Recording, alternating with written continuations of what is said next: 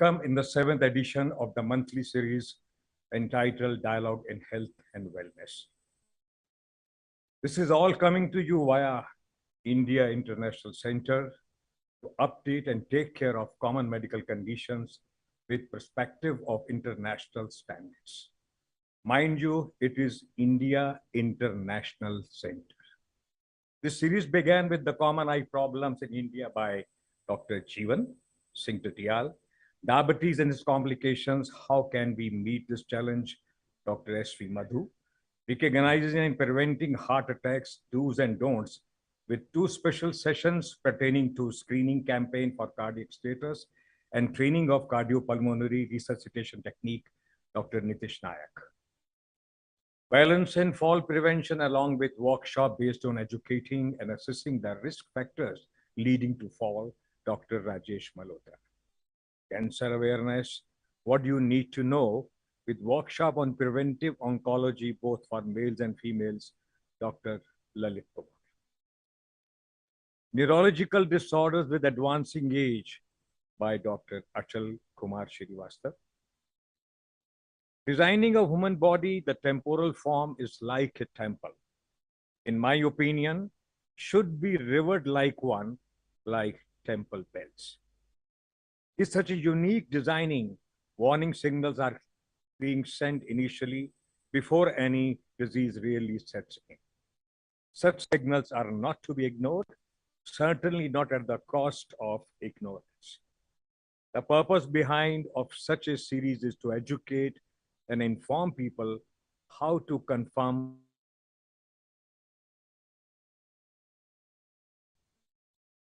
unassuming personality, down to earth, constant friend and admirer of nature, socially acceptable to all, pioneer in patient care, sent by Almighty to work on His behalf to show word to those who cannot see properly and those who are blind. His remarkable career over the years, gifting thousands of people of this boon, both with treatment and transplantation, being an internationally known ophthalmologist of highest order, popularly known as Dr. Jeewan Singh Titiyal.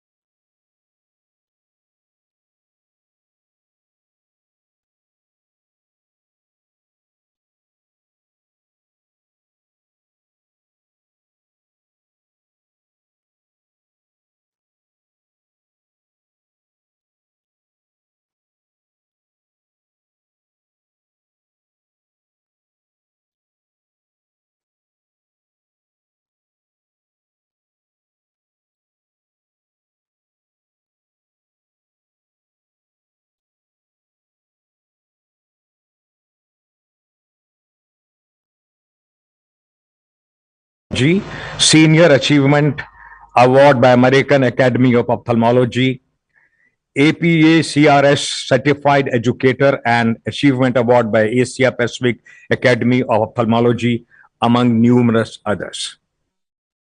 Has been honored by All India Ophthalmological Society, the largest national ophthalmic society, with the prestigious R.P. Danda Award for his contribution in eye banking and P. Siva Reddy International Award. Currently President of Indian Society of Cornea and Correcto-Refractive Surgeon, has served as past President of Delhi Ophthalmological Society and the chairman of National Eye Bank. He has been awarded one of the highest civilian awards by the Government of India, Padma Shri, for his outstanding contribution in field of ophthalmology. Taliyan.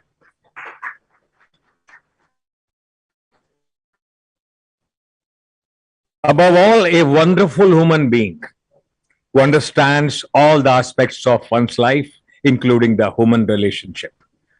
Topic for today's presentation is extremely important, certainly relevant to those who desire to observe life in a perfectly normal manner. Can you prevent blindness? The avoidable blindness, preventable and treatable. Topic is quite serious. Let's begin with some lighter movement. The most essential and expressive human window to the world are the eyes. किसी भी चीज का इजहार या तो दिल करता है या फिर आंखें करती हैं। दिल के पास तो सिर्फ धड़कन है, जिसे बढ़ाया या घटाया जा सकता है, मगर आंखों के पास तो 9 रस हैं जिन्हें आप नवरस कहते हैं। श्रृंगार, लव एंड ब्यूटी, हास्य, laughter, karuna, sorrow, rudra, anger, veera, heroism, bhyanak, terror, vibhasta, disgust, adbhut, surprise, and shanta, peace or tranquility. शायरों और कवियों ने क्या कुछ नहीं कहा है, अलग अलग तरह से नेत्र को एड्रेस करते हैं। हम तो फना हो गए उनकी आंखें देखकर, ना जाने वो आईना कैसे देखते हों।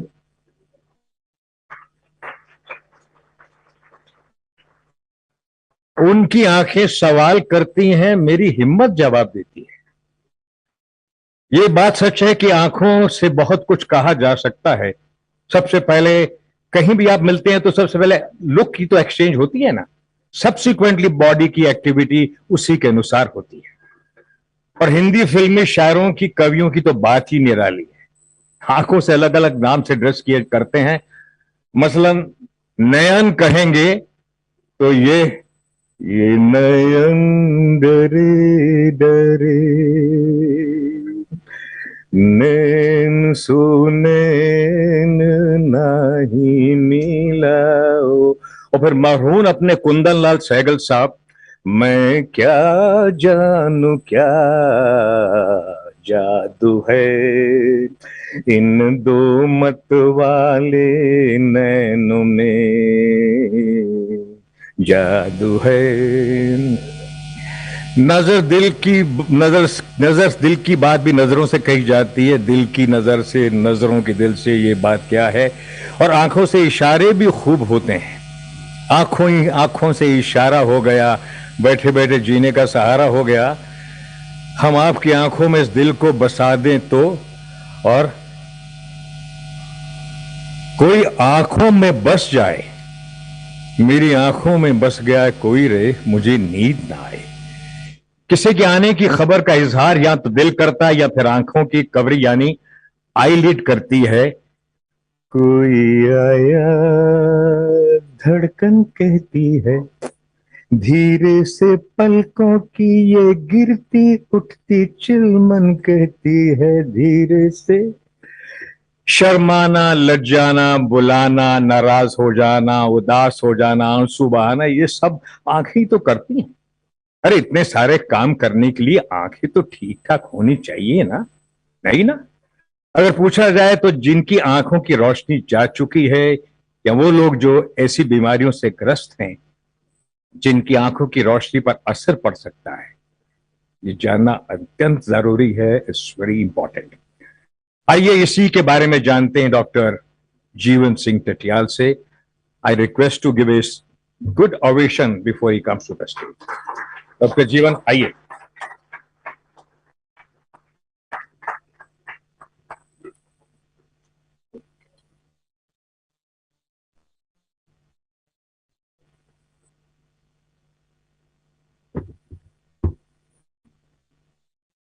Thank you very much, my dear friend Ashwani ji, Dr. Ashwani. He's a wonderful person, and a wonderful human being. I think people sitting here, the young generations, may not be knowing his talent. That was evident by his singing talent and Shairi. He's been a microbiologist and he's been an actor in television in past. One of the famous television serial in our time was Hum Log. Some of you may be remembering, and he was a main lead actor in that, and people still remember him.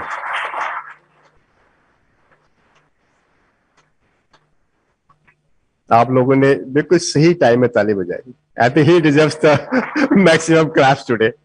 The respectable members of IIC and my own faculty colleagues and the student group here who have come in large number.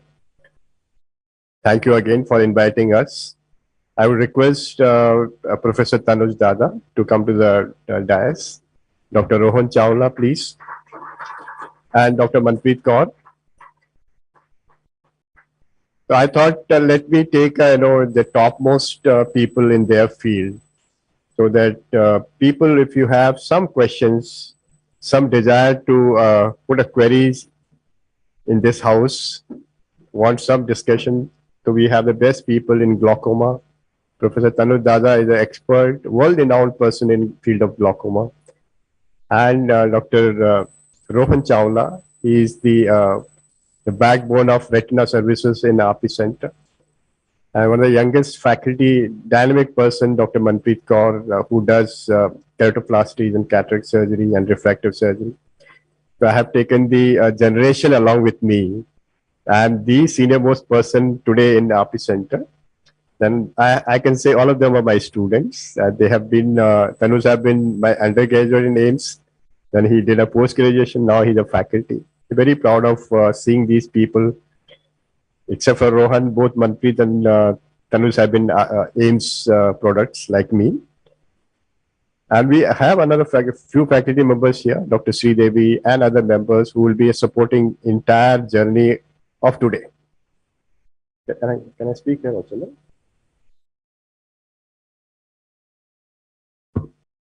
As Dr. Ashwani nicely said, aankhon se you can see many things. You can dream. As he said, I can't sing like what he does. But in a medicine terms, clinical terms, you can see through the eyes what is your body going through. It is a window for your body. Actually, you can see you're healthy or unhealthy can be picked up by eyes only. So eyes are not only meant for seeing for you. We can see through your eyes what is happening in your body. That's a remarkable thing, you know. I consider ophthalmologists as one of the best physician possible for a individual, for the family, for the society, and for the country. We do deserve a large accolade, you know, amongst all the medical fraternity.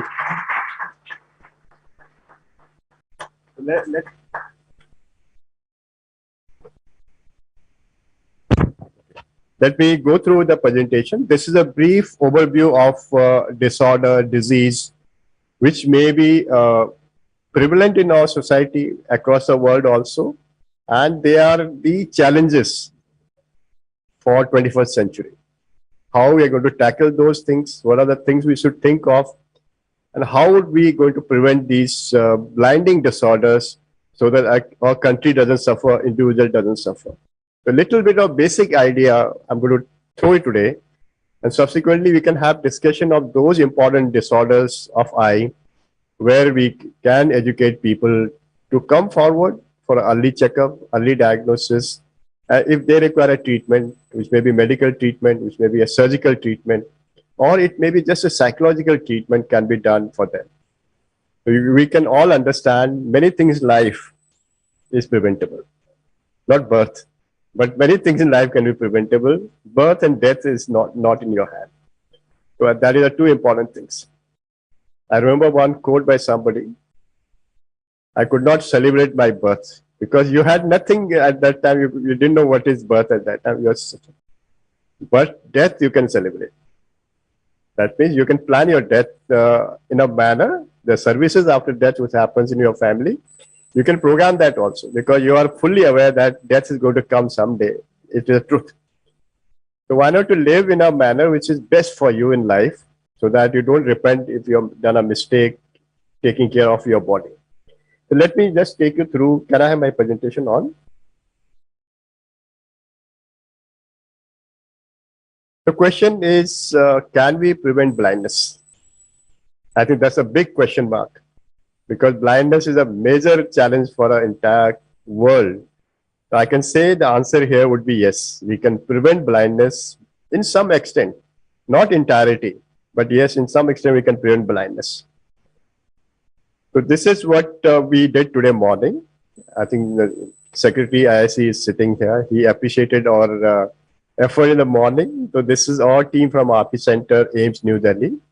It is taking the experts to the doorstep of people. That is the requirement for this country today, where expert has to go to periphery and screen people for various eye disorder which can be corrected. So we had a vision screening area, and we had the vision correction done by refraction, which normally takes in RP Center some days and months sometimes, and doing the examination for a fundus, that is checking out if there's some defect or some disease there in the retina, especially those patients who are suffering from a diabetes, hypertension. And more importantly, we screen for a pressure of the eye to check the glaucoma part also. So these are various things which have done. Almost nearly 100 people were screened in the morning. We are thankful to IIC that they've been registered properly, and they were very, very kind to the people also coming in with a proper attitude, because sometimes we lack that attitude. Because not only the doctors or physicians need to be in a proper manner or attitude to patient, the patient's relatives has to be in a similar manner to show the respect to the entire setting. That's how the things will improve further for our country. So this particular slide shows the how much is the burden of blindness across the world. If you see here, the area which is depicted in a darker, brighter color, that is red color, where you have a larger people suffering from blindness, and India comes in that category. So we have more than 8 million people suffering from blindness, which is almost 1/5 of our total blindness in the world. So 1/5 is a large number. So this is actually people who are blind. But imagine how many patients will be there who are visually impaired, and how many will be there who are going to go blind subsequently. So this number is a daunting task for our country to look into how we're going to manage these cases. So this is a question mark. I said 90% cases. So 90% disorder may be preventable if picked up at the right time and treated in the right manner. I'm going to take you through these two areas. One is prevention, and second is the treatment for these patients. Because sometimes you may not be able to prevent disordered disease, or sometimes you can treat those and reverse the blindness in these cases if you have a disease which can be reversed. Most of the disease which happens in our body is difficult to revert back to normalcy. Once any area gets defective, the healing power of the body is there to control that. Maybe you get back to the normal position. But majority of time you lose something whenever you have an attack of disease. In the adult population, which is a larger population for us, we know that India has the largest, youngest population. But if you look into last 25, 30 years, the life expectancy has also increased in India. Now it is almost 70 years. They're going to have a larger number of people for an older age group also. They're going to have challenges as the other countries are facing, like Japan, where the older population are huge, and the difficulties faced by countries is different. So we have cataract, glaucoma, refractive error, age-related macular degeneration as a major disorder impacting the vision of our patient in this age group. Some of these disorders may be developmental or inherited, but most of them are age-related disorders. Then there are some acquired or iatrogenic damage to eye because of trauma, which may be physical trauma, which may be chemical trauma. So many ways eye can be damaged. It's very surgical trauma also. And other areas which is infection to eye and diabetic retinopathy. These are all iatrogenic. Diabetic retinopathy, I'm saying iatrogenic because this is totally preventable if you see the patient at regular time. So this is one census, which is the current census published by Ministry of Health, NPCB in 2019. Survey conducted between 2019 by RP Center under the Ministry of Health, which shows that almost 66% is because of either cataract or cornea. So these are two important lenses of the eye. The eye acts like a camera. So it has two focusing lenses. One is the anterior lens, which is cornea, which is almost, you can say, around 43, 45 diopters. And you have a lens inside, which is called crystalline lens. So these two lenses focus the image to a particular part of retina, which is called macula. From there, the image go to brain, and you can see through that. So these are two important areas. If they get affected, your vision goes down very, very rapidly. And unfortunately, these are two areas which is the major chunk of cause for blindness in our country. Both corneal opacities and the cataract in age group more than 50 years. Then we have glaucoma, diabetic retinopathy, which are treatable and preventable, and uncorrected refractive error, which is still prevalent in our country because of our resources being not been complete. So around 93% disorder can be prevented or treated. There are around 7 to 10% of disorder of the eye, which are congenital, inherited. Sometimes you can't prevent them. Yes, you can improve the quality of vision in those cases also.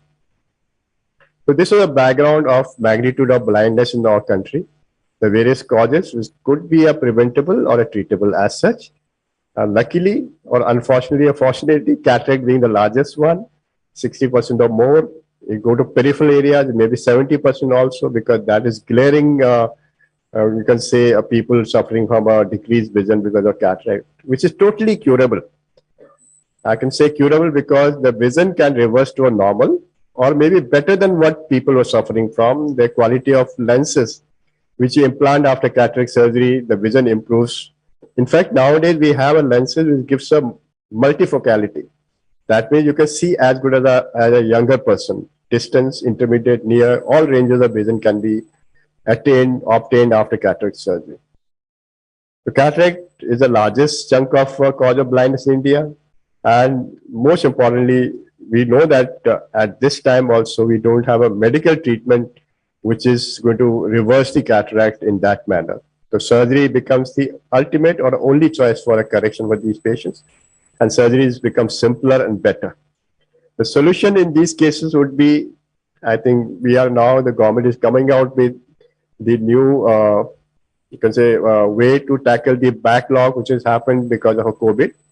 Almost 1.5 crore surgery has to be done for our patients in next 2 years to decrease the backlog of cataract. Almost 6,000 crore rupees has been sanctioned for this project by government of India to tackle this cataract-related blindness across the country.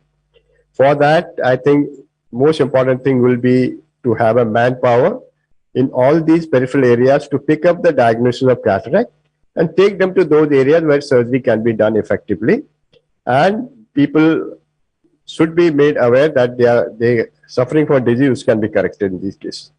The solution reach-in program, which is we are practicing, has to be more efficient. And most importantly, some sort of a scheme from the government where surgery can be done with a very effective cost to the patients or family. If they have an insurance scheme from the government, then it will be better to reach the largest and larger masses in the peripheral areas. Because there's a definite lopsided distribution of infrastructure and the manpower between the urban area and the rural area in our country. Still, the free cataract surgery services can also be thought about by NGOs and government to tackle this area. So this was the happy side, because cataract, yes, people do suffer sometimes, but it can be corrected. But other side is a word which is called glaucoma. For layman, sometimes they really get confused because it's called kala motia. So motia as such is a cataract. So they think the kala motia is some sort of cataract only. That's not true. It is a different disease which is maybe absolutely blinding, and you can go blind with this disease without realization also. Because large number of people suffer from glaucoma, 90% remain undiagnosed despite doing screening for these patients, and mainly because they may not be any symptoms in most types of glaucoma. And age group is such also, people feel maybe there's something else is causing their difficulty in their visualization also. So it is, we call it irreversible blindness. Once the damage has occurred to the posterior aspect of the eye, that is the optic nerve head, because of rise of pressure in these cases. So this is what the field of vision becomes smaller rather than bigger and brighter and broader. And that is how patient come up. The barrier, again, I said, lack of awareness, lack of screening, because difficulty in screening also is important.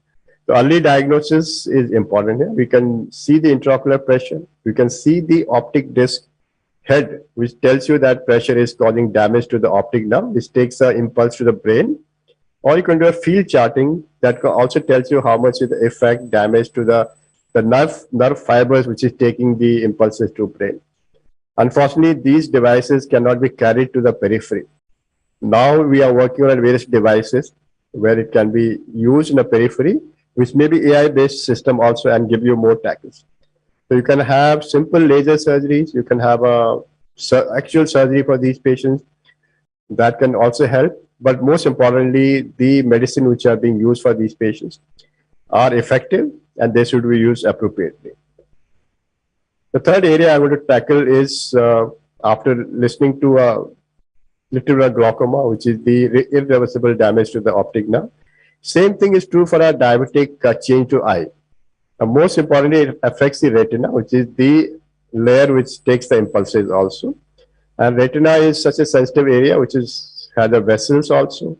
And diabetes can affect these areas. You have multiple areas of hemorrhages, sometimes swelling in the area where you actually see the macular area. And patient can go slowly blind also. So we can label this as a blinding disease of diabetic people affecting the retina, diabetic retinopathy or diabetic maculopathy. So there also proper assessment needs to be done. We know that affects a large number. Diabetic capital, India has become a diabetic capital. Every 6% is diabetic in the country. And this is one study published from RP Center AIIMS only. If you see all diabetic patients, almost 17% of these cases, they may not have a knowledge, but if you examine these patients, they may have a diabetic retinopathy. And almost 3 to 4% of cases may be suffering from a severe form of diabetic retinopathy, which can make them blind subsequently also. So this is the importance of knowing the disease for these patients. The challenges again is changing your lifestyle to control your metabolism. Diabetic blood sugar control is very important. Similarly, your lipid profile has to be also controlled. Stop smoking and do a little bit of outdoor activities and the screening for these patients.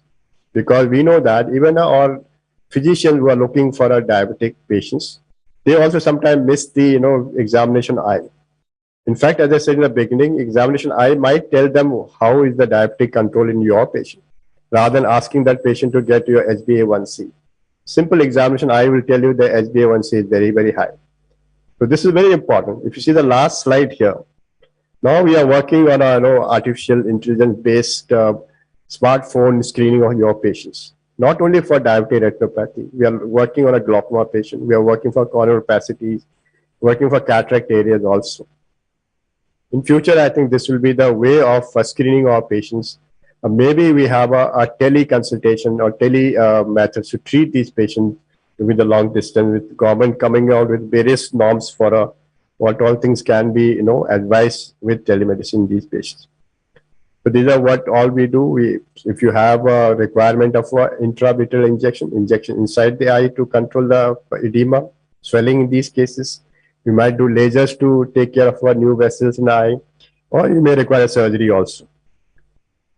So I would say diabetic is a larger chunk for a group of patients, which is going to be a major challenge for the 21st century for all of us. Similarly, corneal opacity is one important area for a pediatric patient, because children, they're going to live for a long time. If anything affects their vision, it's going to be more detrimental to that particular child, to the family, and to country also. In that, we have a various disorder which we know that can be corrected.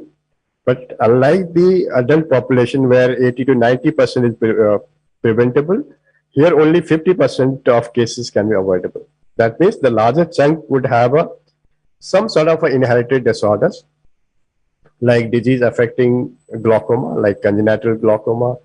You may have a congenital retinal changes, or you may have a birth which is premature and having the disease in these cases.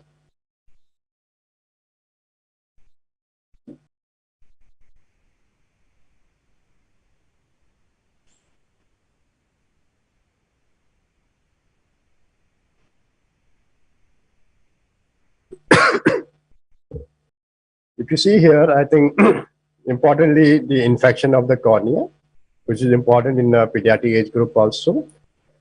After that, I've written vitamin A deficiency, because a country like ours, we come into a developing country. Vitamin A deficiency was a major challenge in the past. But fortunately, it is under control. We don't see those many kids now with deficiency, nutritional deficiency affecting the eye. Maybe because of a better nutritional education or a better immunization. Because immunization is one area where our country has succeeded in the last 15, 20 years to control various infectious disorders, which could be controlled. So one success story in 75 years of Indian independence has been, immunization. I think that country deserves something they've achieved in this. You name polio, major success for country. Similarly, various other immunization is a major success also. And more recently, COVID vaccination. Refractive error is very important. People sitting here, they may have kids. We know that myopia, that is the farsightedness, is getting more and more challenging for us. More kids are coming with myopia, and rapid increase in myopia and causing concern to not only for the child, for the parents also. We are looking for various ways to correct these important issue in these patients. Most importantly, it has to be a proper correction, giving them glasses and improving their vision. Sometimes you can have a unequal power in the two eyes. The other eye might go to a laziness, we call a lazy eye. If you can't pick up early in the life, before 5 or 6 years of age, then you may have a permanent decreased vision in that eye. So that concern is also there. We call it amlyopia. That has to be also taken care of. If you treat this lazy eye before 6, 7 years, you can get a normal vision in that eye also. So it is very important to have a screening program in the schools, which is a part and parcel of now every school, but it's not been done regularly or effectively for these kids. And if we do a proper education for teachers, so this can be solved, and we can give a lot of corrective glasses to these kids and make sure they do other activities. Like we know that it is now compulsory to have at least 1 hour outdoor activity in the schools also. So that will decrease the progression of myopia in these patients, and same holds true for education of parents also. Other area of concern for the 21st century is prematurity, and a lot of kids are, the premature babies are now surviving, and their survival also takes some disease with them also. And one of them is a retinopathy of prematurity, or ROP, which affects the retinal development in that period. Any child born before 31st week, or their weight is less, birth weight is less than 1.2, maybe a kid which may require oxygen incubation, and that may be cause for a retinal changes happening. And proper screening in time can save the, some sort of vision in these patients. Otherwise, they'll go blind during the initial phase of a 1 year old child. So I can just say retinopathy also, you need to have a primary prevention during the gestational period. Then you can go for secondary prevention by examination, treating, and then rehabilitating these patients with complicated surgeries also. So screening is tough. These are all premature babies and can be done. And every hospital is not totally, you can say, ready for taking care of premature babies. We require a team of people working that, right, from the neurology department or a pediatrician. Then you have the anesthetist patient, then ophthalmologists who are trained for RFE only, and we have a resource difficulty in these areas also. I think this is one particular slide I wanted to print here because this is an injury because of chemicals. You may have heard a lot of injury happening because of somebody throwing acid or some chemical to somebody. That's a rare instances. But this tuna packet injury can be a real problem for not only India, Southeast Asia, where people chew betel nut and the tuna use. Nowadays, they come in plastic packs, and that if you press it, it comes like a toothpaste, and sometimes it can go to your eyes also. And especially children, when they play, they get injured. So this is a major concern, and we are a lot of efforts from medical people. Now, at least there's a warning sign in that it can be injurious to your eye also, like you have in the cigarettes. It is there in the tuna packet also now. But education is required to prevent injuries to eye, especially kids with a festival coming in India, so many festivals per year. You can have Deepavali, you can have cracker injuries, you have Dasara, you have a bone air injury. So same injuries can happen in the playing area also, with the kids playing with no sharper instruments or knives. They can all get injured. And this is a large number of children, we can lose vision. Because as I said, the anterior part of the lens or a middle part of the lens, that is the crystalline lens, once damaged, cannot become 100% as good as before injury. The injury is damaging to these lenses. Ocular trauma, we have working on this also. We have a large society in the country, Ocular Trauma Society, where we are looking for how to prevent them. And we have a lot of challenges being faced here. And apart from the, you can say, precautions to be taken in various areas. Second important thing is treating them and rehabilitation of these patients. Various regulations to be come from a government or a judiciary area to prevent trauma, which may be roadside trauma, which may be work area trauma, that has to be looked after for all of us. So this is what I would summarize. I close my brief review in these cases. So I talked about more importantly the cataract, the diabetic insult to the eye because of people suffering with diabetes, glaucoma per se, and pediatric or children are suffering from blindness, uncorrected refractive error, injury to the eyes, and the premature babies suffering from blinding disorders. So this is the background. Now we'll have a discussion on our various parts. So I would try my people to be ready with the discussion now. So this is.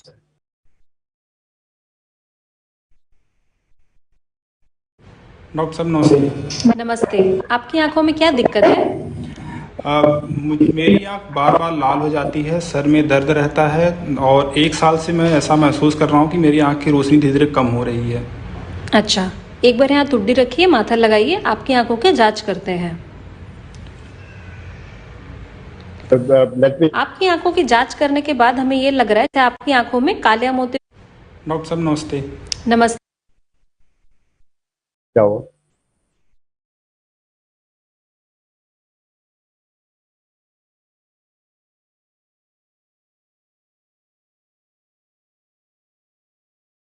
Sound चलाइए।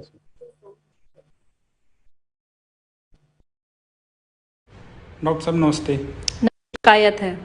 Doctor साहब, ये काला मोतिया क्या होता है? काला मोतियाबिंद एक आंखों की बीमारी है जिसमें आंखों का प्रेशर बढ़ता है और धीरे धीरे नस पे असर पड़ता है। वो नस जो आपकी आंखों की रोशनी को आंखों से लेके दिमाग तक लेके जाती है। यदि डॉक्टर साहब, क्या मैं इससे अंधा भी हो सकता हूँ? अभी आपकी बीमारी जो है अर्ली स्टेज पे है, तो हम आपको अंधेपन से बचा सकते हैं। इसके लिए हमें आपकी आंखों में एक लेज़र करना होगा और आपकी आंखों में दवाइयाँ स्टार्ट करनी होगी। यदि दवाइयों के असर से और लेज़र के प्रभाव से आपकी आंखों का प्रेशर कम रहता है तो फिर आपको आगे चल के अंधापन नहीं होगा। डॉक्टर साहब, इसके लिए हमें कब तक दवा डालनी होगी तथा हमें कब तक दिखाना होगा? देखिए, जो काले मोतियाबिंद है उसका फॉलोअप पूरी उम्र भर रहता है। आपको लगातार हमारे पास दिखाते रहना होगा। हर विजिट पे आपकी आंखों। Let's listen to other patient also.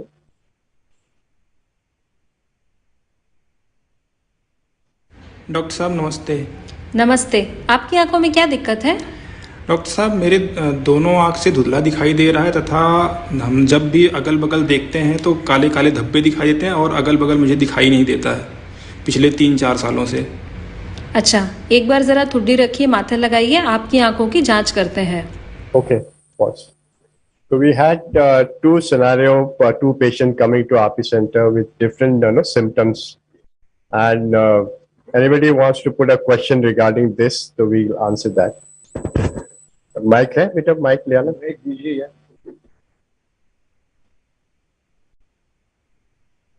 So this is regarding the glaucoma part. If any queries there, so we can look into that.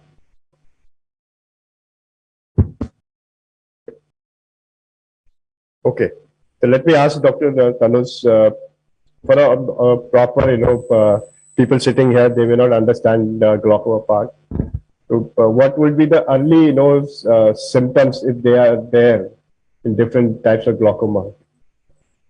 Thank you, sir. That was very illuminating talk. And glaucoma is generally called the silent thief of vision. So the majority of the patients, it is asymptomatic. There is no warning symptom. And gradually the patient loses field of vision. Often patient comes to us when one eye vision is completely lost. That is why in glaucoma, even if you have no symptom, no eye problem, it is recommended that after the age of 40 years, when you go for eye checkup for near vision, you must get your eye pressure, optic nerve checkup from a ophthalmologist. You get a comprehensive eye checkup done after the age of 40 years. And then subsequently, every 2 to 3 years, you must get your eye checkup done. In some patients, we have two types of glaucoma, primary open angle and angle closure. In some patients, especially angle closure, where the pressure suddenly goes very high, the patient may come to you with pain in the eye, redness in the eye, and most important, around light, he may see colored halos. Like patient बोलेगा इंद्रधनुष जैसे colour दिखाई देते हैं bulb के आसपास. In addition, you will find that the relatives are saying that he is bumping into objects. So the field of vision is getting restricted. And once he goes from light to a dark room, he has a lot of difficulty in adapting. That is called decrease in dark adaptation. So these are some warning signs that you may get in glaucoma patient, but mostly it is asymptomatic. And if any family member has glaucoma, it is a warning sign for entire family. He must get his family members, his brother, sister examined, because it runs in families, and that is how you can, by preventive checkup, detect disease and prevent blindness from the disease. Thank you, Tanuj. I think amongst the risk factors we have written here, you have covered most of them. But what about the steroids written here? So I think, sir, that is very important. In fact, just now in our ward, there are 3 children who have come, 2 from Rajasthan, 1 from Uttar Pradesh, and they had eye allergies, and they went to local ophthalmologist and chemist, and they were prescribed steroids. So they have been putting over last 4 or 5 years these steroids, and although their allergy is better, but they have developed irreversible blindness. So 2 of them, one eye is totally lost vision, other eye is very low vision. They cannot even walk by themselves. So that is very common, especially in North India due to dusty or hot weather. So you have ocular allergy in children, and they go to local chemist or unqualified doctor in the village who prescribe eye drops which contain steroids. They keep on putting, gradually the eye pressure rises, and children are so small they don't realize what is going on until they become totally blind. So that is very important take-home message for ocular allergies, redness, watering. Never prescribe steroid drops, and never take any drops from unqualified doctor or from the chemist. You must get checkup done from qualified ophthalmologist, and always remember any form of steroids, either eye drops or you're taking inhalers for asthma or nasal drops for sinusitis or injections for arthritis, they can all lead to a rise in intraocular pressure. And if you are prescribed this, it is mandatory every 6 months get our eye pressure checked. Thank you, Tanuj. I think this is a very important point. People just pick up, of the counter medications without proper prescription of the doctor, and they ultimately suffer. So this was regarding the topical steroid put onto eye because of various things. What about the systemic steroid taking for various other disorders? Can they also develop glaucoma if they're taking a steroid for other tablets? Yes, I think nowadays we are seeing a lot of patients, especially who have got long-term steroid therapy for kidney disease or for asthma or for any other form. So very important first, if patient has got chronic asthma, coughing, they are prescribed oral or inhalational steroids, even the inhalers, they cause glaucoma. Second is many patients take skin creams around the eye or on the face for even cosmetic reasons or some form of skin disorder. So any steroid ointment on the eye or in the body that can lead to glaucoma. Third, we are saying because of increase in pollution, nasal allergies, patients are taking nasal inhalers that can also lead to glaucoma. And patients who have got arthritis and are prescribed long-term steroids or any other autoimmune disease for which they are giving steroids, all these lead to glaucoma. So it is very important that these patients who are taking steroids must come for regular checkup to the ophthalmologist lifelong. Thank you, Tanuj. I think I did mention about the treatment of glaucoma. I think the major challenge is sustaining these people with topical medication used for controlling the intraocular pressure for a long time, because once you have a patient put as a diagnosis of glaucoma, it's very difficult to write down that you have no glaucoma, because glaucoma means glaucoma and it's a lifelong disorder. And I would ask Dr. Tanuj, Professor Tanuj, to tell us something about how these people put their medicines, what are challenges faced by us or a patient in, continuing the medication for a long time in terms of compliance, because that's a major aspect. So I think that is very actually important topic. And what we find is that you diagnose glaucoma and you prescribe the patient eye drops. And when the patient comes next time, many patients have stopped using the eye drops. So you ask them, why do you stop using? So patient says that it was not causing any improvement in vision, or some patients say they had redness in the eye, some side effects. So the most important message is that in glaucoma, the eye drops are being given to prevent further loss of vision. That is why we are giving eye drops. And it is not going to reverse the vision loss what has occurred. The second important thing is that even if you have glaucoma, if your pressure is not controlled even for 1 day or 2 days, it can lead to loss of vision. So every day you have to put drops. Thirdly, many patients forget using eye drop. So it is advisable that you tell the patient that with any daily activity, like morning when he does brushing, that time he should put eye drops. So he will remember with an activity of daily living to put the eye drops. Nowadays, everybody has mobile phone. So if patient is taking eye drops, you should put an alarm for the timing. So twice a day, say 8 a.m., 8 p.m., the alarm should beep so he will remember to put eye drops. Second important thing we found in a study in RP Center that patients don't know how to use eye drop. So very important, when you prescribe eye drops, you spend 1 minute and teach the patient that how the eye drop is to be put.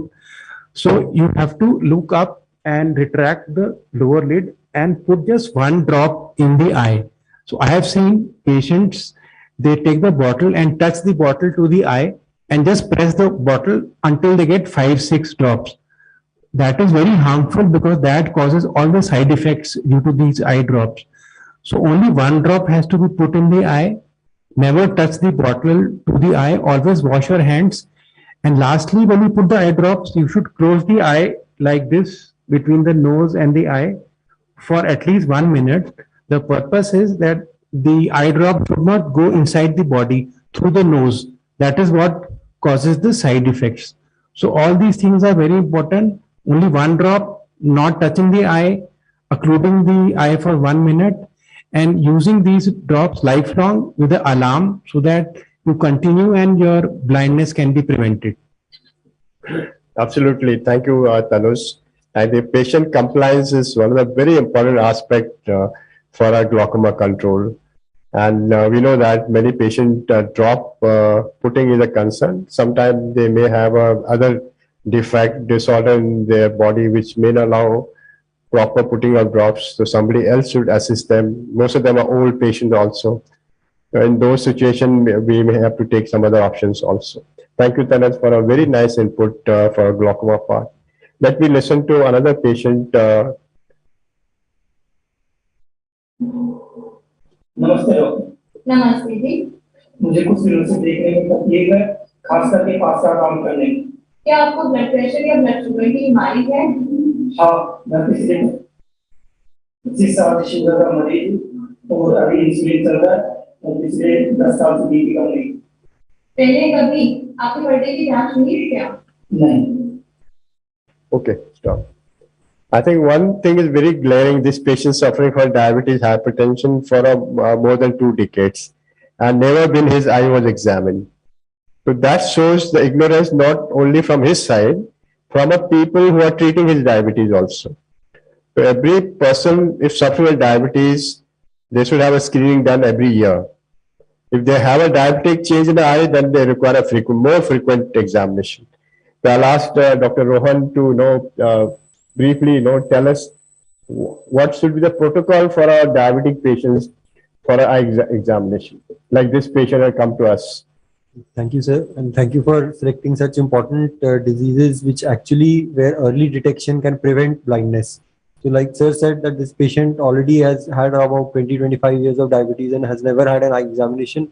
So any diabetic after 5 to 10 years is definitely bound to get some changes in the retina. And the patient may not notice any symptoms till the most sensitive part of the retina, that is the central part, gets involved. But then it might be too late. So we need to catch the patient much earlier in the window period which we have before that. So for that, like sir said, there are international recommendations. So any adult patient who has been recently diagnosed as diabetic should immediately have a retina examination. First retina examination at the time of diagnosis. And then subsequently, if there is no retinopathy, once every year. Whereas patients who are younger, which are more insulin dependent diabetes, where we have more insulin dependent diabetes, there the diagnosis is established well in time. So we still have a window, maybe 3 years. Within 3 years of diagnosis, you can get a examination done. And then there are other things which may worsen diabetes, like earlier we have talked about patients who are on steroids. They may need frequent examinations. Pregnancy may worsen it, or onset of puberty may worsen diabetic retinopathy. So again, there we need early examination. But to have a very small gist of it, any adult patient at the time of diagnosis, get an eye examination done. And if you have a younger child in your family who has diabetes, then within 3 years of the diagnosis, you should get an eye examination done. Okay. Thank you, Rohan. We do get a lot of questions from the patient saying that my diabetes is absolutely under control, though he's suffering for 15-20 years. Or you have another patient who's uncontrolled diabetes. Will that make a difference in terms of onset of diabetic retinopathy in these cases? It's definitely. So a very tight control of diabetes definitely delays the onset of diabetic retinopathy and even may totally prevent it. So the control can be measured by your average blood sugar, which we say as HbA1c or glycosylated hemoglobin value. So the recommended value is that it should be less than 7. The more tighter control we keep, the better it is. And this is a one very common thing, which I think is a duty of an ophthalmologist also, that they have to stress on the patient the importance of diabetes control. So many times you see patient would come to me and I would say, is your diabetes under control? The patient will say, yes, Dr. Saab, मेरी diabetes तो बिल्कुल control में है. You ask them, कैसे पता क्या sugar level है, कब किया था, पता नहीं, 2 हफ्ते या 3 हफ्ते पहले शायद किया था, 200-250 है कुछ. So you see, these are some common misconceptions. So you have to know what is the exact fasting, what it should be. So generally less than 120, 110. Your postprandial sugar, that is 2 hours after meal, it should be less than 170, 160. And not to be taken casually. Can't just say ki I've not checked my diabetes or I don't know my exact figures. So there I think there is a lot of scope of patient education and then patient's involvement to prevent disease progression. Thank you. Thank you. Any question from the house? Okay, let's listen to this patient. Nice. There is one. Namaste Babaji. Just hold on. Namaste Babaji. Hold on. There's one question. Anyone in the audience? Okay. They're young people, they don't suffer from diabetes. Okay, let's listen to Worries this. can always be there. नमस्ते बाबाजी, आप कितने साल के हैं और आपको क्या दिक्कत है? नमस्ते बेटा, हमें जो है 70 वर्ष के हो गए हम, और हमें जो है कांच का बहुत टेढ़ा मेढ़ा दिखाई देता है, और जो बीच का हिस्सा है ना, वहाँ काला काला ऐसे घूमता है, सीधी आँख से। 10 दिन Okay, I think Rohan, you can answer this question. He says he's seeing things which are not, clear, wavy, and in central area sometimes he's a, black or a scotoma. So what do you think this age group patient suffering from? People can understand that. So again, you see an elderly patient, and like sir has nicely mentioned, the very common symptoms of distortion of vision, like teda meda dikhna, or a black patch right in the center part of the field of vision. So that is again because the central part is the most sensitive area. And if there is some distortion of the central area, especially if there is some fluid accumulation there, so like when you see in water, you might see things distorted. So if there is water under the retina, the image which is formed on the retina will get distorted. So you will see distorted. The sensitive photoreceptors there are getting distorted. So these are very common symptoms and not to be ignored. So any distortion of vision or black spot in front of the eye, especially in the elderly age group, then very early examination should be done. And then we can probably do timely treatment also. Okay, I think as Dr. Rohan said, these are age-related changes happening in retina. And there are types of macular pathology also. Some type may require treatment, which Dr. Rohan can explain, like requiring injection or laser to the eyes. Many people suffer from that. So in this, now in the Western world, I think age-related macular degeneration and diabetic retinopathy are becoming one of the leading causes of blindness, since they have already controlled a large part of their cataract. So these are very important disorders, especially for us. And there are two types of degeneration. One is dry, where like the retina is just getting thinner with age. So there perhaps we don't have much treatment at present, although a lot of research is going on to prevent that also. And the other aspect is which is called wet type of degeneration, where there is fluid accumulation or bleeding under the retina. So here we have now new intravitreal injections, which are antibodies, which are very effective, which can lead to absorption of this blood and the fluid, and the patients do regain eyesight. Only drawback is that at present we have to inject them at very frequent intervals. And there is again work going on to increase the duration of the action of these drugs. But if taken properly and at regular intervals, patient can maintain even 6/6 vision. Thank you, Rohan. Let's listen to this young boy. नमस्ते भैया, आंखों में क्या दिक्कत है?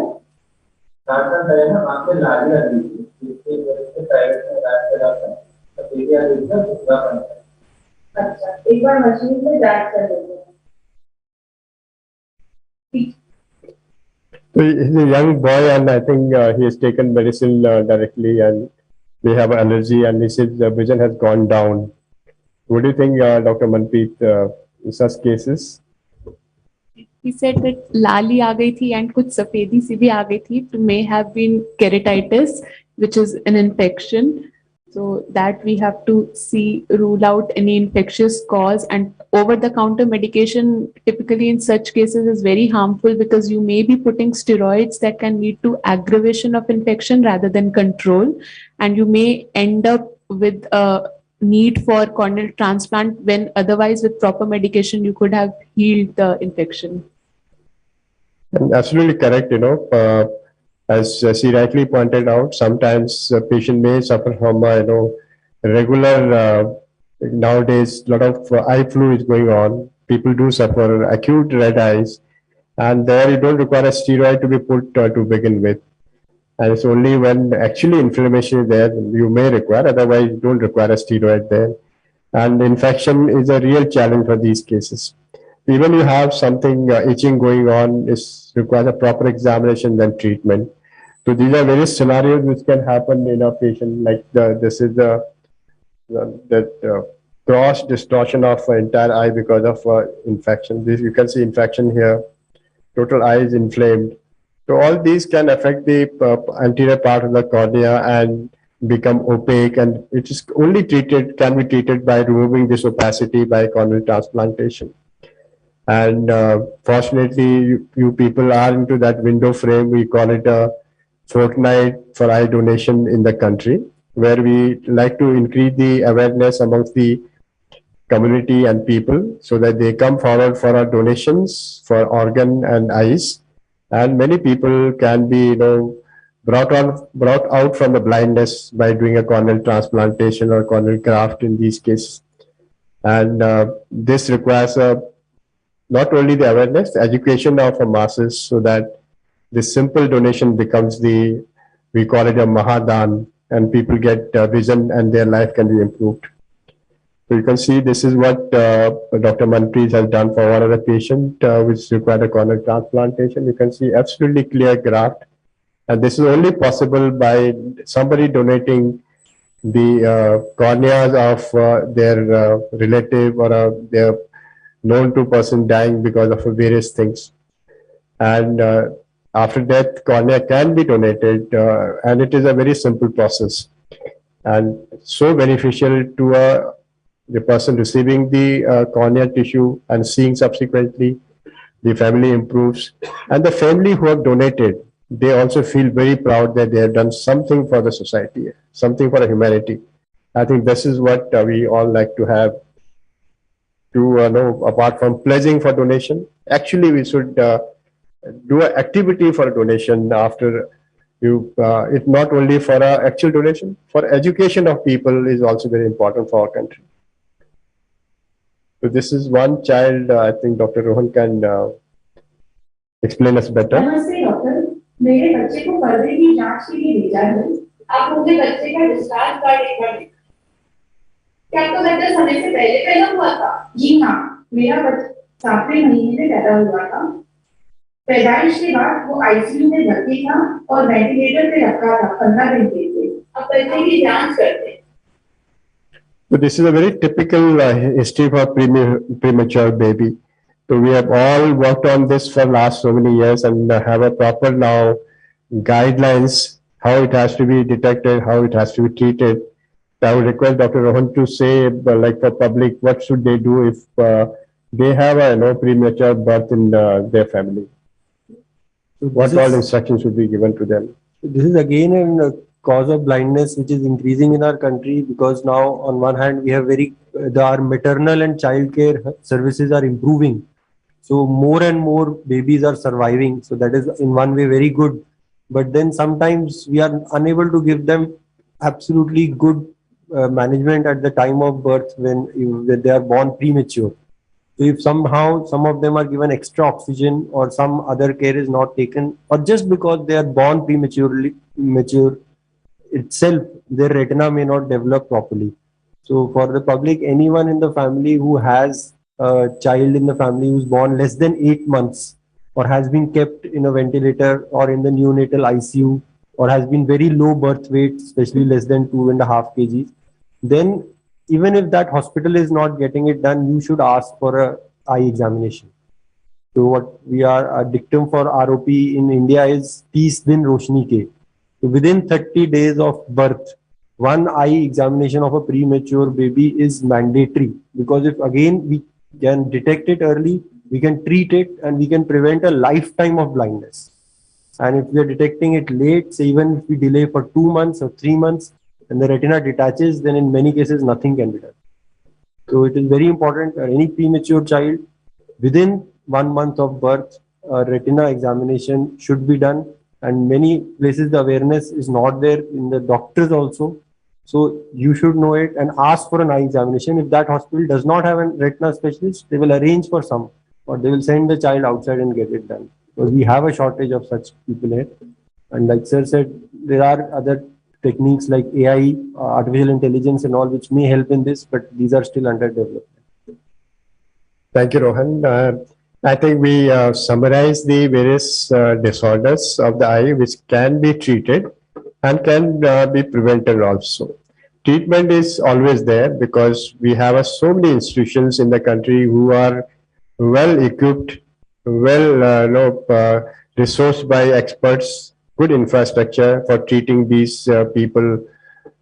But prevention, how we can do it depends on the society, the education of our people, and making them aware that simple things of examination, regular checkup, and knowing what they are suffering from disorders and coming to the hospital for early detection and treatment. The prevention can only happen when the entire pillars of a society is together. That is the community, family, the infrastructure of the government and private setup, and the people who are going to check those people are together. Like we had today morning workshop. That is actually the assessment of people and subsequently planning their control of a disease, then treating them if needed, and rehabilitating them is going to take care of this burden of blindness. As I've been saying that it is the challenge for our 21st century because things are getting tougher and tougher. Population is increasing. Whatever infrastructure we make is going to lag behind, and the adaptation to those things are difficult because we don't reach the masses in the periphery, and getting to them is going to be a challenge. I think we all have to live with that and try to face that challenges and make a roadmap to take care of those areas also, so that most people come out of blindness and they don't get into blindness, and that is the best part which will happen for us. We had the program called Vision 2020. It did work out. Now we have to look into another program which may talk about something else, maybe our Vision 2030, so that we control the blindness of country to that extent where everybody is out of that. And that can only happen by getting awareness of disease so that we can prevent them, and if needed, we can treat them. Thank you again. And if you have any queries again, we are there to solve. Yes, sir. Can you hear the mic?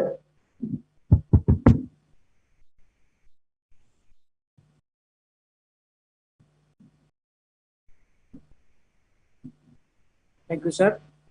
Firstly, I would like to congratulate a galaxy of doctors. Hello. Firstly, I would like to congratulate a galaxy of distinguished guests, distinguished doctors sitting on the dais for their scintillating performance.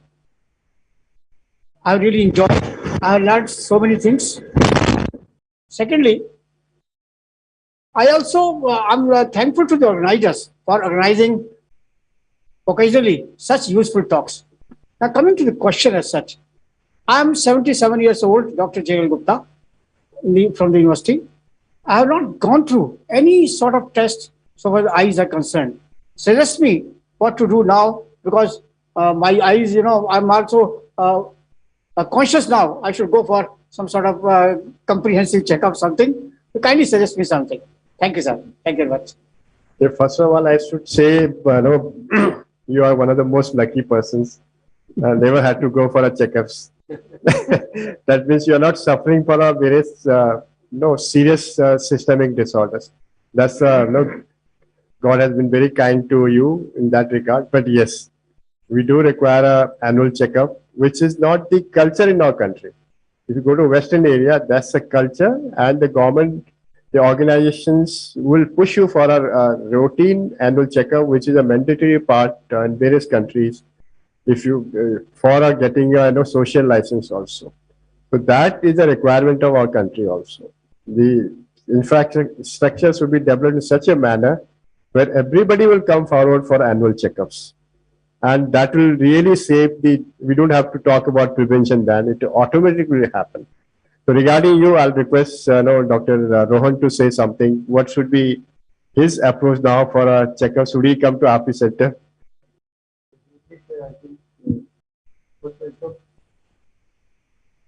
I think one important thing is at least as we talk, there's a cutoffs. If you are born, your eyes should be checked within 30 days, as Dr. Rohan said. So we pick up so many congenital disorder that can be taken care of subsequently. If you are around puberty, again, your eyes should be checked when you are going to college time. And if you are around 40, when you start requiring near glasses, many of us will require near glasses. That is the time one checkup has to be done. Then if you have various other systemic disorders, then you require a mandatory checkups. So I think one checkup is needed to know that everything is all right. Because it's not to detect the disease. It is to know that you're all right. Even that is the checkup which is needed to boost yourself. If somebody tells me you're all right, fine, the next day I'm better. So that is one important. It is the psychological boost which is required for improving your inner. You can say we talk about so many things in COVID period to build up your immunity. It is your well-being, your feeling of well-being, which is important to build your immunity strength in your body. You must have one checkup, sir. You're most welcome to set up like AIIMS, or you can go to any other area which is covered by your insurance scheme, because insurance is required for all of us. It can be done by various means. Any other questions? It can be from our students also. Thank you, Doctor. Yeah, give the mic. Yes. Within how many minutes or hours can the cornea be extracted after death? That's my first point. And the other is, can you mention one or two things which one should include in one's diet for maintaining healthy eyes? And I have not changed the power of my lens for last 30 years. So I don't feel the necessity. Do you think it's necessary to change the power? Okay, I think he has a few questions. I request Mantri to answer some of them.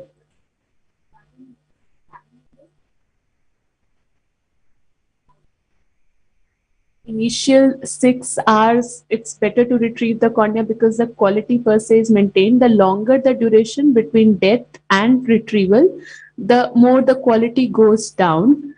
Otherwise, there is no strict limit per se that you don't retrieve beyond 6 hours or beyond 12 hours. It's just that the quality, the optical grade tissue that we require when transplant for the patient to see well, that is earlier the better. Otherwise, also, if you donate later, it can be used for other purposes, like for infection control, for research purposes, etc. And your second question, sir, was that for 30 years, you have not changed your glasses. If you see well, I don't think you need to change your glasses. Otherwise, if you have any difficulty in seeing, then you can, of course, go for an evaluation. But if near and distance, both you are managing, even if there is a slight change in glasses, there is no real need to change them if you're managing well. Third was, I think, diet you asked. Nothing, an apple a day keeps a doctor away. Otherwise, a healthy diet is good enough, I believe. Thank you, Manpreet. Thank you, Dr. Just it's not complete yet. I'll give you an opportunity. We have Dr. Dheeraj here, who is a scientist in our National Eye Bank. I'll ask him what are those conditions where donation, we don't accept the donation from the disease. Yeah, just let me answer the question. Sorry, Dr. Dheeraj. Thank you so much for giving this opportunity to answer such a very good question, which is always among the mass in our nation. There are multiple contraindications. Say like one should not have any systemic disease like HIV-1, HIV-2, HBV, HCV, and the syphilis. These are the major contraindications which are being recommended by the Eye Bank Association of India. As well as apart from these, one should not have any sort of malignancy, say like systemic, leukemia, or the lymphoma. One should also not have any sort of neurological disorders, say like Alzheimer's. It could be Parkinson's. It could be any other unknown cause for the eye donations. Thank you. Thank you. I think Dr. Sridevi is there also. She does corneal transplant surgeries. And apart from the cornea, which we take out from these donors, we don't take out the eye now, total eye. We just take out the button only. What other samples are taken and what tests we do? Like, because this is very important. People don't realize, they just think they'll take out the whole eye, which is not the culture now, which is not, we just take out the button and we place the contact lens over that eye, and it doesn't disfigure the face at all. which are major block for us in the families earlier. They'll say, no, the face will get disfigured and it will look bad. They used to say no for donation. So that has been taken care of. So when we retrieve the corneal button, as Sir just said that we only remove the corneal button with the rim of the sclera, we also take a conjunctival swab for the patients. That is to look for any infections on the surface of the donor. In addition, we also take a blood sample from the donor. So as he said that we have contraindications such as HIV, HBsAg, and that is hepatitis B, hepatitis C, or any lymphoma. So all of these things from the blood sample, we can know if the patient had any of these infections, viral infections. So these are the two other important samples that we sent in addition to taking the tissue. Okay, thank you. That means we do a proper processing of tissue also. It's not that we take out and use for other patient. To get the tissue to eye bank, we examine the eye again, we do all those blood investigations, then assess the quality of tissue. It is usable to give the vision to other person or not, which is important, or to save the eye of other person. As Dr. Manpreet rightly pointed out, sometimes there may be a infection which is not getting controlled with your medications. There you may have to replace that cornea, and that tissue is used for that also. Yes, sir. Thank you, doctor, for a very illustrative talk. Two questions. One is that as you cross 40, as you said, checkup, you go to a lens cart kind of outlet and they say, okay, now your number is 1. And then I've seen that progressively every year, whenever you go for a checkup, even there, the number changes. So it's amazing that, so is there, if you could just give, is that a biological that there will be some change, and obviously, you have to then accordingly change the glasses to see that you can see clearly, specifically when you're reading. Okay. And secondly, there's a community of people who do sun gazing, like you go for a walk early in the morning, and these guys right at sunrise and at sunset, just a few minutes before, they directly look, and over a period of time, they slowly increase that amount of time they directly look at the sun. If you could just give us, is there any scientific evidence of that being, or what is your feedback? Should it be done? Is too risky? If you could just share some light on that. Thank you. Thank you. And you can see that how much variation is there in our society. Not every individual is similar. So we have two people sitting at this end, and they have two different ways of thinking of their vision. A person who did not change the glasses for 30 years, that means sustaining whatever vision he had in work profile wise. It is a demand of a person, the type of work they are doing, which actually gets the patient for a correction of a vision. Sometimes people have a less vision, but they are very comfortable in their work. So they don't never come forward for changing the glasses. As far as your question concerned, requiring the correction at around 40 years, that is we call a physiological requirement, or there's a body which is changing that way. The accommodation of a lens changes, and that disease is called, not disease, physiological condition is called presbyopia, where the near vision requirement comes up. And as you advance in age, your near power requirement also changes. So around 40, 45, you may require a +1. But as you cross 45 to 55, you may require +2. Or after that, you may require 2.5. So that is a change which is happening in 3 or 4 years. That's a natural thing happening in most patients, unless you have some other things which may change. And we talked about glaucoma. And this is one important, you can say, patients symptom-wise. They come out, okay, doctor, I had a +1. Now within 6 months, I require another change. The repeated change of glasses also points towards some sort of disease in the eye. And most important of that is glaucoma. So that is one indication you may be suffering for something. Or it may be other associated thing. Maybe you're getting new cataract formation. Maybe something happening to retina. Any repeated change of glasses is a concern. So that is one important point. Other is, what are your second sun gazing. They have sun gazing. So I'm not very good in that, because I don't gaze sun. I just pray for a brief seconds. So I can request Dr. Rohan to throw light, because he's a retina person, and sun gazing might affect the retina. So like a solar eclipse, if you watch a solar eclipse, you can get a solar burn. So normally also, if you look at the sun, why don't you get a solar burn? Because the light is so bright that you can't look at it for such a long time. You immediately shift your gaze or blink or something, so the damage doesn't occur. While a solar eclipse is happening, the light is less and it goes in. So solar gazing for a long time is definitely not advisable. Rohan, there are people who slowly they increase their sun gazing in the morning. Yes. And that is how they feel their eyes are getting, more energy, and they do that. This is a practice in naturopathy. And does people it do help? practice? So scientifically, I would advise against it, because a long time of sun gazing directly, you can have ultraviolet, infrared, both rays going in. Especially and you can get early outer morning. You can have that problem, so it's not desirable. Maybe they have some other way of controlling that, So there's no scientific benefit that you can say In is. fact, so that will be damaging to your retina. Right. Like sir also pointed out, glaucoma, like sir said, he's 70 and never had an eye checkup, or 40. I think intraocular pressure is one thing which most of you will We need miss. to have, at least, whenever you go to, like, I wanted to point out one thing. You said 40 years, you go to lens card and get your glasses made. That's not correct attitude.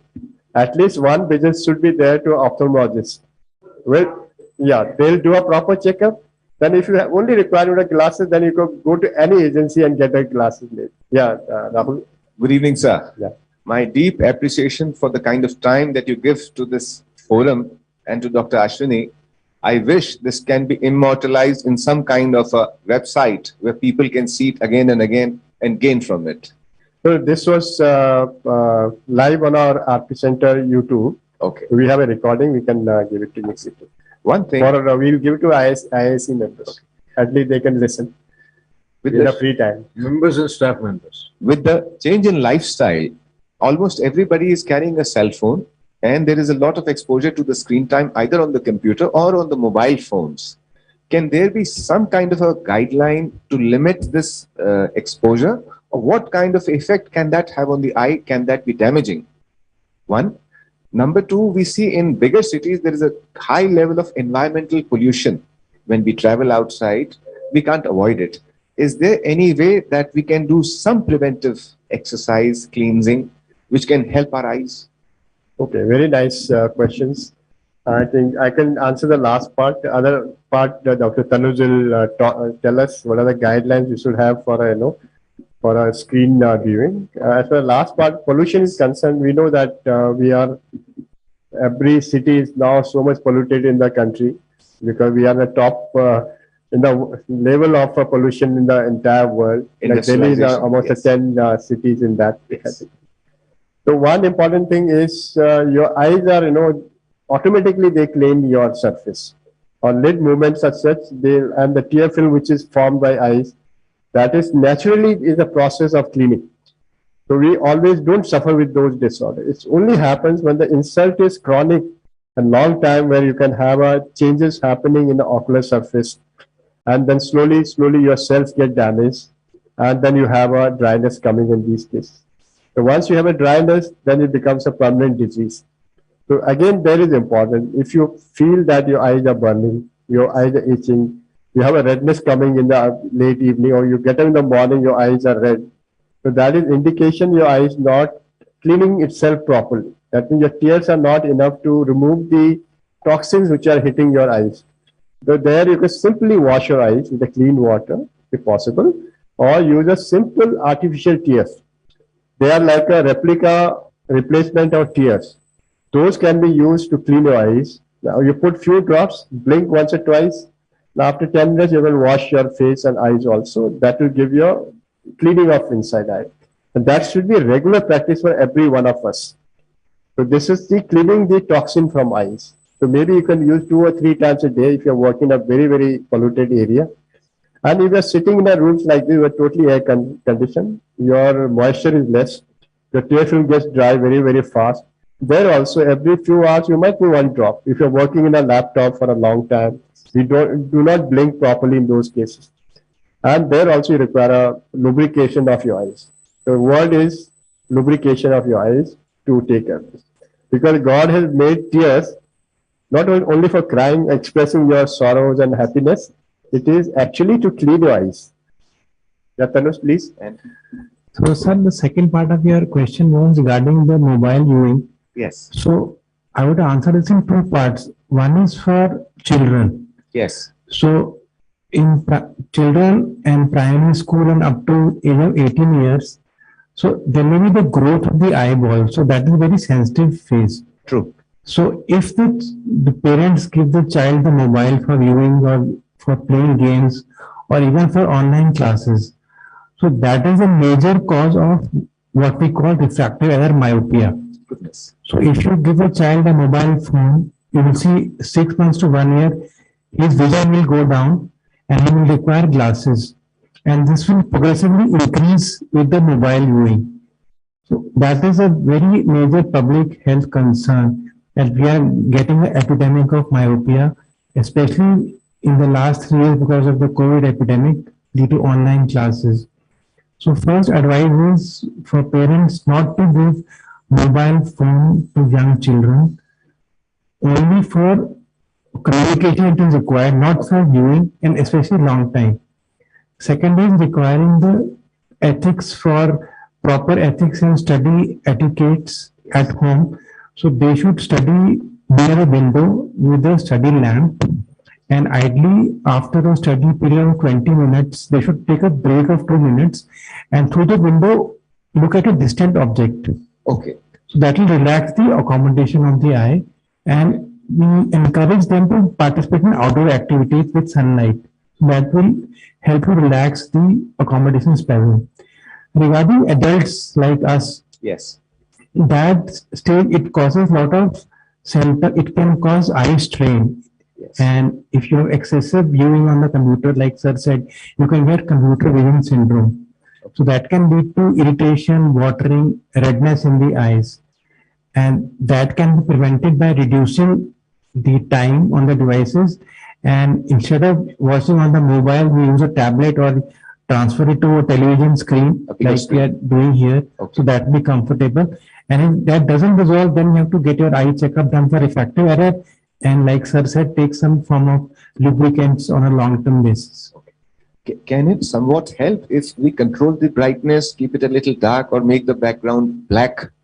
So if you increase contrast, that will definitely help you. Okay. And when you keep your device, you should be sitting erect. So it should be slightly above your eye level so that you don't flex your neck. So all these will be helpful for if you are using on the long term. Excellent. Excellent. Thank you. And sir, Madam Rekha, you had some question. Yeah, the last thing. Can we keep this washing of the eyes something like the habit of the toothbrush in the morning and the evening? Yeah, our children to do at it? least before you sleep, Yes. you can wash your face, and that also includes the your lids also, eyes also, and that's a one good practice. And you put a one drop and go to sleep, and that drop will moisturize your eye throughout the night. It is important. Some people put a gel form also. Gel is little thicker than a routine drops, and it coats the surface longer. And you may feel little sticky in the morning, but it covers the surface very, very nicely. Yeah. Thank you. Yeah, Dr. Rekha. Yeah.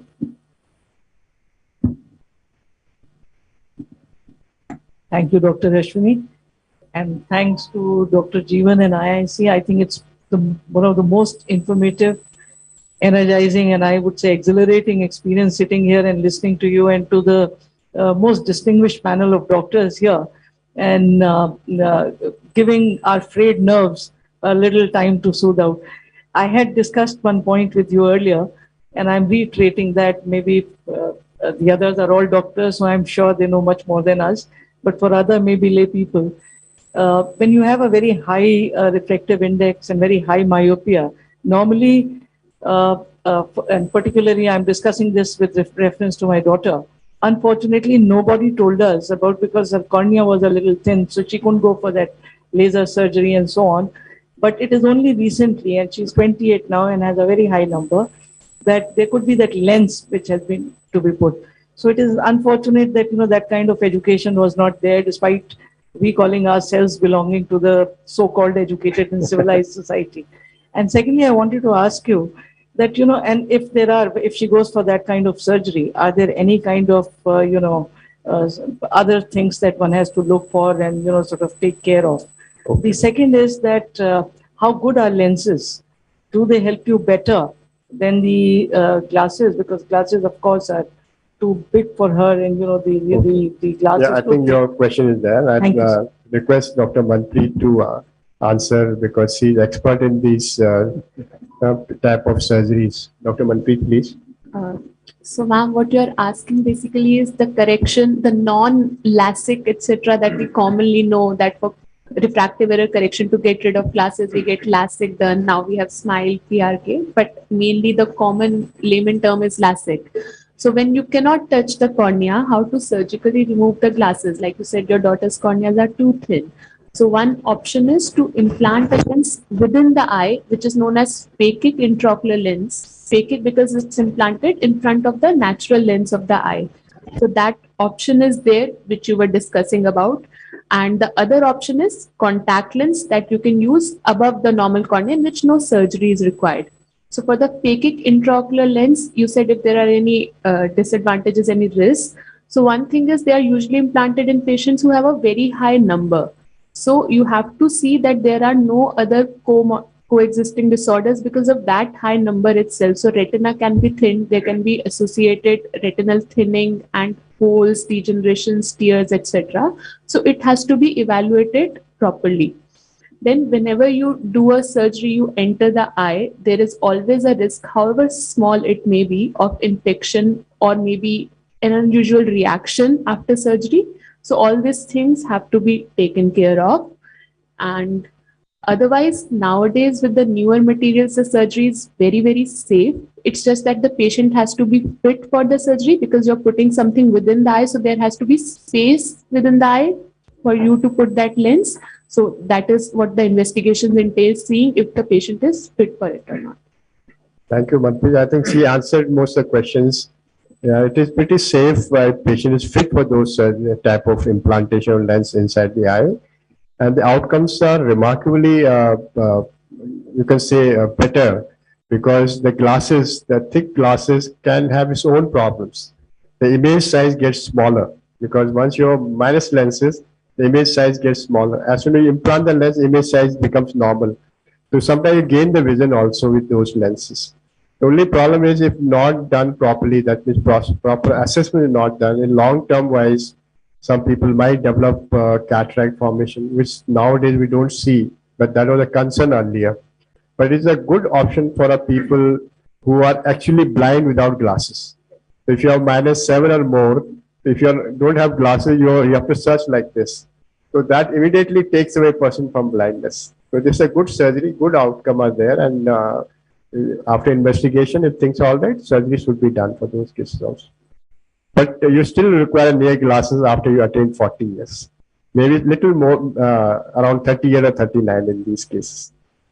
Okay, thank you for this. Yes, ma'am. A very good evening, sir. I just have properly throughout the day, then only you can get used to it, number one.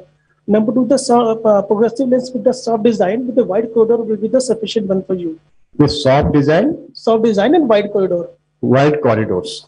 So which are those companies which provide Yes, this? all the companies are providing these days, sir. So he said the two things. One is a soft design and wide corridors because it gives you a little bit of a restricted field to begin with. It's not as your normal glasses. So you do require a little bit of adaptation time also.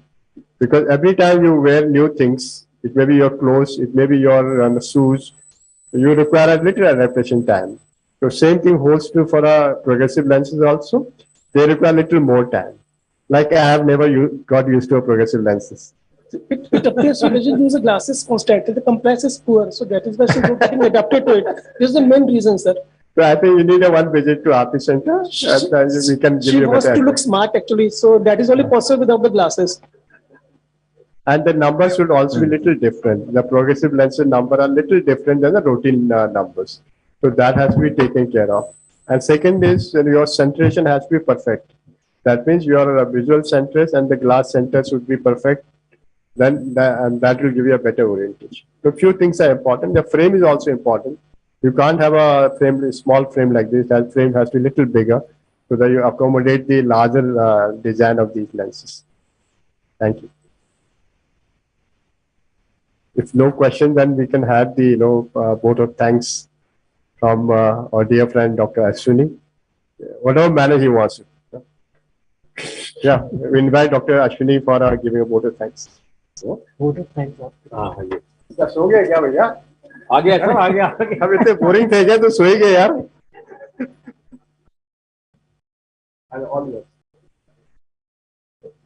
Thank you.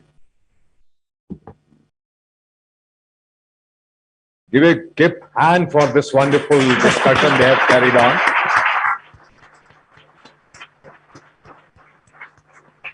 इतने youngsters आप आए हुए थे, आपके parents, आपके relation, आपके in laws, कहीं ना कहीं ये प्रॉब्लम जरूर हो गई। आप कितने नंबर कमा सकते थे आप यहाँ से नॉलेज लेके उनसे शेयर करने। मैं आपकी जगह होता मैं ये काम जरूर करता, but you have not done it.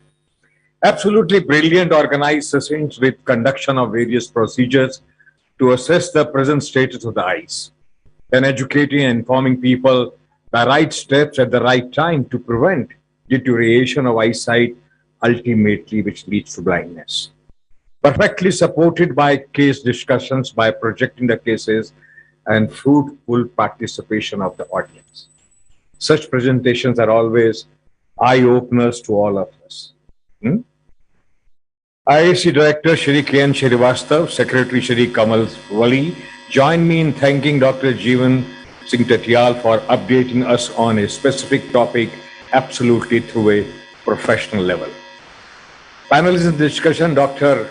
Anuj Dada, Professor and Head Glaucoma Services, Dr. Roham Chawla, Additional Professor, Vitreoretina Services, Dr. Manpreet Kaur, Assistant Professor, Cornea, Cataract and Refractive Surgery Services, Dr. R.P. Center. Give them a big hand, please.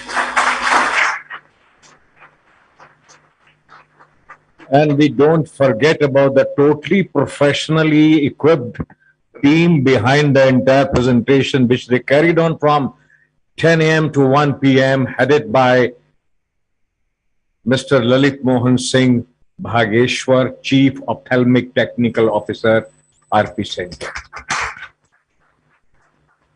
And what a impressive name he has. No, Lalit Mohan Singh Bhageshwar. अगर किसी को अपना पूरा नाम बता दें तो आधे लोग तो फोन ही रख देंगे, पता नहीं कहां मिल गया यार.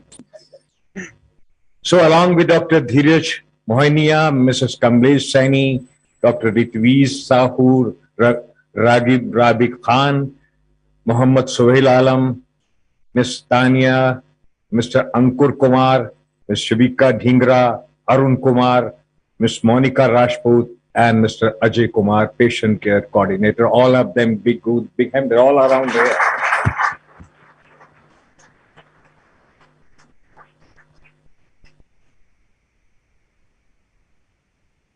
And last but not least, our supporting audience for joining today. I'm sure each one must have been benefited to this need, their need and their understanding. Thanks. अब आई रिक्वेस्ट डॉक्टर जीवन, गाते जरूर हैं, पता नहीं सुनाते क्यों नहीं है. इतने दिनों से कोशिश कर रहा हूं यार. मैंने ये भी कहा कि मिलके जॉइंट एक ड्यूट गाते हैं, एग्री नहीं करते हो, टाइम नहीं मिलता. वो आपको करना पड़ेगा, हमारे बस की बात नहीं. ये आप करते तो जरूर है. खुशियों की मंजिल ढूंढी तो गम की गर्द मिली. खुशियों की मंजिल ढूंढी तो गम की गर्द मिली. चाहत के नगमे चाहे तो आहे सर्द मिली. दिल के बोझ को दूना कर गया जो गम ख्वार मिला. हमने तो जब कलियां मांगी कांटों का हार मिला. जाने वो कैसे लोग थे जिनके प्यार को प्यार मिला.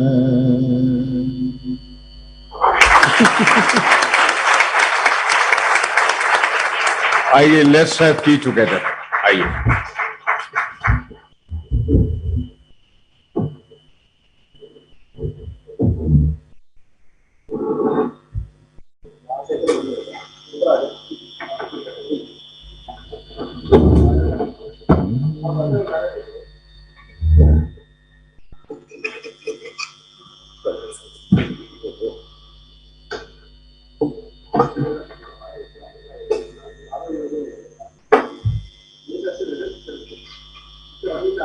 सर यहाँ सेंटर नहीं नहीं मैं यहाँ